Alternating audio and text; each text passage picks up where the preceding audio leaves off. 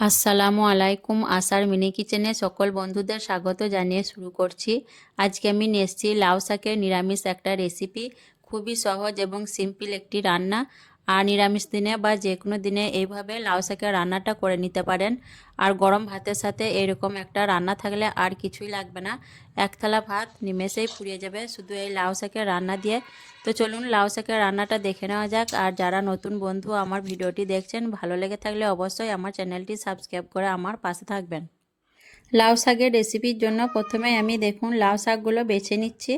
আর এখানে আমি খুব কচি দেখে লাউ শাক নিয়েছি আর খুব অল্প পরিমাণে নিয়েছি। আমার যেমন প্রয়োজন সেরকম আমি নিয়েছি। প্রথমে আমি শাক পাতাগুলো বেছে নিলাম, তারপর আমি ডাঁটাগুলো আলাদা করে কেটে নেব। ডাঁটা কেটে নেওয়ার পর আমি এক ফালি নিয়ে নেব কুমড়ো। কুমড়োটা পুরোটা নিচ্ছি না, অর্ধেকটা নিচ্ছি। কুমড়ো কেটে নিয়ে আমি বেগুন কেটে নেব আর একটা আলু কেটে নেব। সবজিগুলো সব কাটা হয়ে গেলে আমি খুব ভালোভাবে ধুয়ে নিয়ে তারপর রান্নার দিকে চলে যাব। রান্নার জন্য আমি গ্যাস অন করে একটা কড়াই বসিয়ে দিয়েছি আর দিয়ে দিচ্ছি পরিমাণ মতো সর্ষের তেল। তেলটা একটু গরম হয়ে আসার পর এখানে আমি দিয়ে দিচ্ছি অল্প বড়ি। বড়িগুলো আমি গরম তেলের মধ্যে দিয়ে হালকা করে নেড়েচেড়ে ভেজে নেব। আর বড়িগুলো আমি খুব বেশি ভাজবো না, একটু লালচে রং ধরিয়ে ভেজে নেব। তো দেখুন বড়িগুলো আমি এইভাবে করে ভেজে নিয়েছি। এখন আমি বড়িগুলো তুলে নিচ্ছি। তারপর আমি ফোড়নের জন্য দিয়ে দিলাম খুব অল্প পরিমাণে 5 ফোড়ন, একটা শুকনো লঙ্কা ভেঙে দিলাম আর একটা কাঁচা লঙ্কা ভেঙে দিয়ে দিলাম। আমি ফোড়নটা নেড়েচেড়ে একটু বেশ ভালো করে ভেজে নেব। ফোড়নটা ভেজে নেওয়ার পর এখানে দিয়ে দিচ্ছি কেটে রাখা আলু আর কুমড়ো। আলু কুমড়ো আমি ডুমো ডুমো করে কেটে নিয়েছি, দিয়ে নেড়েচেড়ে একটু আলু আর কুমড়োগুলো আমি ভেজে নেব। আলু আর কুমড়ো একটু ভেজে নেওয়ার পর দিয়ে দিচ্ছি লাউ শাকের ডাঁটাগুলো। ডাঁটাগুলো দেওয়ার পর আমি দিয়ে দিচ্ছি অল্প পরিমাণ নুন, যাতে ডাঁটার মধ্যে নুনটা ভালোভাবে ঢুকে যায়।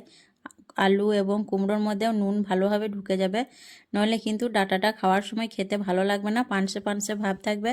দিয়ে আবারও আমি ডাঁটাটা আলু কুমড়োর সাথে কিছুক্ষণ ভেজে নেব। খুব বেশি ভাজবো না, একটু হালকা করে ভেজে নেব।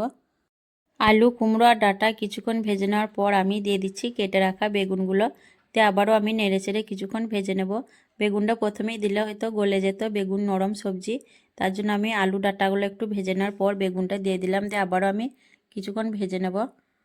বেগুন দেওয়ার পর আমি কিছুক্ষণ ভেজে নিয়েছি। দিয়ে সবজিগুলো সব এক কাছে করে দিয়ে আমি ঢাকনা ঢেকে দিয়ে লো ফ্লেমে 3 মিনিটের মতো হতে দেব। 3 মিনিট পর আমি ফিরে এলাম, দিয়ে ঢাকনা খুলে নিলাম। আর এখানে দেখুন সবজিটা থেকে কিছুটা পানি ছেড়ে দিয়েছে নুন দেওয়ার কারণে। ভাজার সময় নুন দিয়েছিলাম, তার জন্য সবজি থেকে কিছুটা পানি ছেড়ে দিয়েছে। আর সবজিগুলো এখন পুরোপুরিভাবে সেদ্ধ হয়নি, আরও সেদ্ধ হবে। আমি নাড়াচাড়া করে নেওয়ার পর দিয়ে দিলাম হাফ চামচের থেকেও কম হলুদের গুঁড়ো আর চা চামচে 1.5 চামচ চিনি। চিনিটা এই পর্যায়ে দিলে মিষ্টিটা খুব ভালোভাবে ডাঁটা এবং আলু কুমড়োর মধ্যে ঢুকে যাবে। দিয়ে আমি একটু নাড়াচাড়া করে মিশিয়ে নিলাম। তারপর এখানে আমি দিয়ে দিচ্ছি অল্প পানি, যাতে ডাঁটা আলুগুলো খুব ভালোভাবে সেদ্ধ হয়ে যায়। দিয়ে ভালোভাবে নাড়াচাড়া করে মিশিয়ে নেওয়ার পর আমি আবারও ঢাকনা ঢেকে দিয়ে 4-5 মিনিটের মতো হতে দেব। 4-5 মিনিটের মতো রান্না করার পর দেখুন বেগুন আর কুমড়োটা কিছুটা সেদ্ধ হয়ে এসছে আর ডাঁটাটা আরও সেদ্ধ হবে। এখন আমি এর মধ্যে দিয়ে দেবো কেটে ধুয়ে রাখা লাউ শাকগুলো। লাউ শাকগুলো দেখুন আমি এইভাবে করে উপর থেকে দিয়ে দিচ্ছি।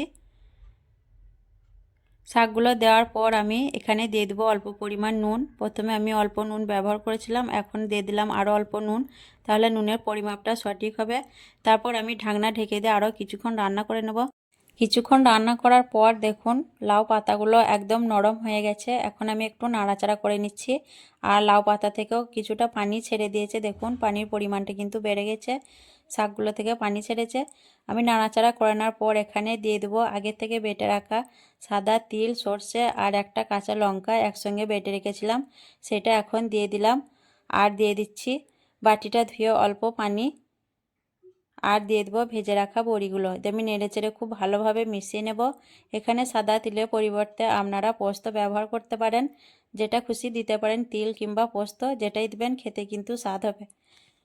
ভালোভাবে নাড়াচাড়া করে মিশিয়ে নেওয়ার পর আবারও আমি ঢাকনা ঢেকে দিয়ে বেশ কিছুক্ষণ রান্না করে নেব, যাতে খুব ভালোভাবে সব কিছু সেদ্ধ হয়ে যায়।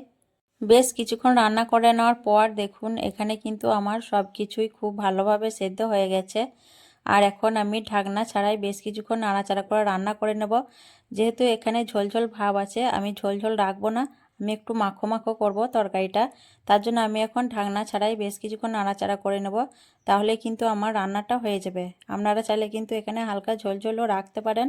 আর এরকম লাউ শাকের নিরামিষ রান্না একবার খেলে কিন্তু বারবার খেতে চাইবেন। আপনারাও কিন্তু এইভাবে লাউ শাকের নিরামিষ রান্নাটা নিরামিষ দিনে কিংবা যে কোনো দিনে রান্না করে নিতে পারবেন। আর গরম ভাতের সাথে খেতে কিন্তু অসাধারণ লাগে। শুধুমাত্র এই নিরামিষ শাক দিয়ে কিন্তু এক থালা ভাত খাওয়া হয়ে যাবে, সঙ্গে আর কিছুই লাগবে না। তো আজকে এই নিরামিষ লাউ শাকের রান্না কেমন লেগেছে অবশ্যই কমেন্টে জানাবেন। ভালো লাগলে লাইক করবেন, শেয়ার করবেন আর আমার চ্যানেলটি সাবস্ক্রাইব করে আমার পাশে থাকবেন। আসবো আবারও অন্য কোনো রেসিপি নিয়ে। সকলে ভালো থাকবেন, সুস্থ থাকবেন। আল্লাহ হাফেজ।